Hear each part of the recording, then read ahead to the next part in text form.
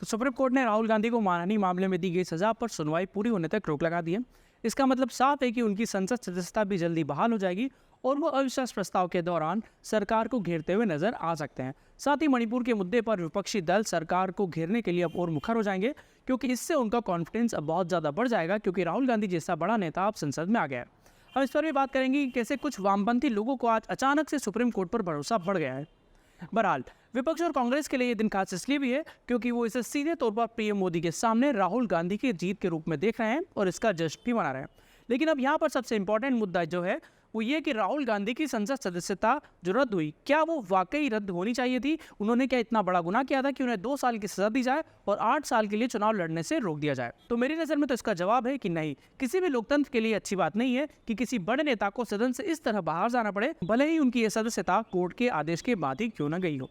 सवाल ये कि क्या राहुल गांधी का ये गुनाह इतना बड़ा था जिसमें उन्होंने मोदी सरनेम के लोगों को चोर बोल दिया था? इसमें कोई दो राय नहीं है कि राहुल गांधी ने जो बोला था वो नैतिक रूप से ठीक नहीं था।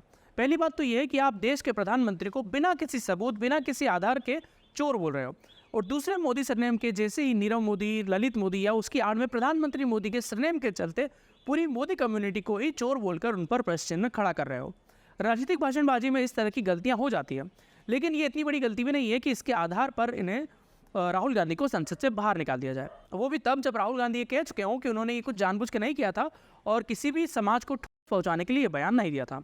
अब जब सुप्रीम कोर्ट ने राहुल गांधी के सजा के आदेश पर रोक लगा दी है, तो विपक्षी दल, उनसे सहानुभूति रखने वाले पत्रकार और पूरी लेफ्ट लॉबी इसे न केवल राहुल गांधी की जीत के तौर पर दिखाएगी, बल्कि मोदी की हार के रूप में इसे खास तौर पर प्रचारित किया जाएगा, जैसा कि करने की कोशिश भी है, जो कि बीजेपी के लिए और शर्म की बात होगी। दूसरी तरफ अब गुजरात हाईकोर्ट और ट्रायल कोर्ट के फैसले का हवाला देते हुए ये भी कहा जाएगा कि इन्होंने क्या किसी दबाव के चलते ऐसा फैसला सुनाया, और जो याचिका करता है उसके 1 महीने के स्टे की मांग पर तुरंत एक का स्टे दे दिया गया। इस पर भी लगातार सवाल खड़े किए जा रहे हैं। बल्कि सुप्रीम कोर्ट ने तो सुनवाई के दौरान ट्रायल कोर्ट से यह सवाल भी पूछा कि उसने राहुल गांधी को इस मामले में 2 साल की अधिकतम सजा ही क्यों सुनाई, जबकि वो चाहता तो उन्हें 1 साल 11 महीने की सजा भी सुना सकता था।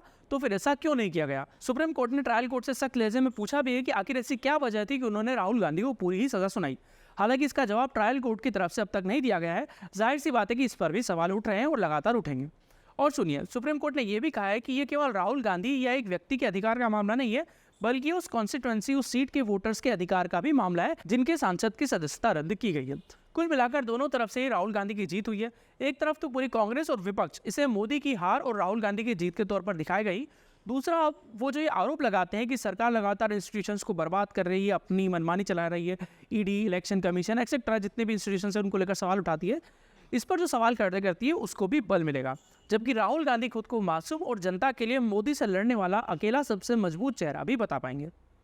अब यहाँ पर एक मजे की बात यह भी है कि आज जितने भी लोग राहुल गांधी के जो सजा के आदेश पर रोक लगी है इसका जश्न मना रहे हैं, जिसमें वो रुदाली गैंग और कुछ वामपंथी पत्रकार शामिल हैं, जो अपनी सुविधा के अनुसार हमेशा कोर्ट, खासकर सुप्रीम कोर्ट को न्याय की मूर्ति बताते हैं और कभी सरकार के आगे नतमस्तक दिखाने की कोशिश करते हैं, जैसा कि राम मंदिर के मसले में देखा था। आज उन्हें फिर से सुप्रीम कोर्ट पर भरोसा होने लगा है। जैसे हारने पर विपक्ष को ईवीएम जिम्मेदार नजर आती है, लोकतंत्र खतरे में नजर आता है, और जीतने पर सारी पार्टियों को लोकतंत्र की जीत नजर आती है। तो कम से कम समझ लीजिए कि आज तो विपक्ष को लोकतंत्र की जीत नजर आ रही है और सुप्रीम कोर्ट भी सबसे निष्पक्ष उन्हें दिख रहा है और केवल एक अकलौती इंस्टीट्यूशन जो है उनको लग रहा है कि देश में बचाए। लेकिन पिक्चर अभी बाकी है, क्योंकि सुप्रीम कोर्ट ने राहुल गांधी को क्लीन चिट नहीं दी है और अभी इस पर सुनवाई चल रही है। मान लीजिए राहुल गांधी को इस मामले में कुछ महीनों की सजा अगर हो जाती है और उनकी सदस्यता भले ही नहीं जाती, तब ये लोग आज जो जश्न मना रहे हैं, यही लोग कल आपको सुप्रीम कोर्ट पर सवाल खड़े करते हुए नजर दिखाई देंगे।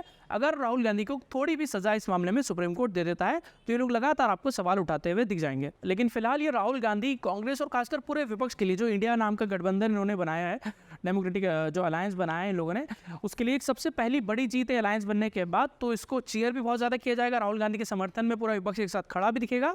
और अभी चूंकि मानसून सत्र चल रहा है, मणिपुर हिंसा को लेकर लगातार विपक्ष सरकार पर हमलावर है और मोदी को भी जो अविश्वास प्रस्ताव है उसमें बोलना है। तो इस टाइम पर राहुल गांधी भी जब संसद में होंगे तो एक बड़ा मजबूत, एक तरह से बड़ा साथ इनको बड़े नेता का वहाँ पर सदन में मिलेगा। तो इससे कॉन्फिडेंस इनका और ज़्यादा बढ़ा हुआ आपको देखने को मिलेगा। सुप्रीम कोर्ट का ये फैसला आने के बाद प्रियंका गांधी ने तो ट्वीट भी किया, और जैसा मैं बता रहा था कि राहुल गांधी की जीत और मोदी की हार के रूप में इसको दिखाया जाएगा, उन्होंने ट्वीट ये किया कि सूरज, चांद और सच को ज़्यादा टाइम तक छुपाया नहीं जा सकता। तो अब आप देख सकते हैं किस तरह से राहुल गांधी की जीत का जो है जश्न पूरे देश में मनाया जाएगा। और जाहिर सी बात है, एक बड़े नेता को संसद से इस तरह से बाहर कर दिया जाता है, इस पर कहीं ना कहीं सवाल तो खड़े होंगे ही। आपकी क्या राय है मुझे कमेंट करके बताइएगा, और अगर आपको वीडियो अच्छा लगा है तो शेयर करिएगा और लोगों तक बताइएगा, और चैनल को सब्सक्राइब कर लीजिएगा, क्योंकि इसी तरह के वीडियोस मैं अमूमन आपके लिए बनाता रहता हूँ। तो चलिए मिलते हैं अगली वीडियो में, तब तक के लिए धन्यवाद, नमस्कार, जय हिंद।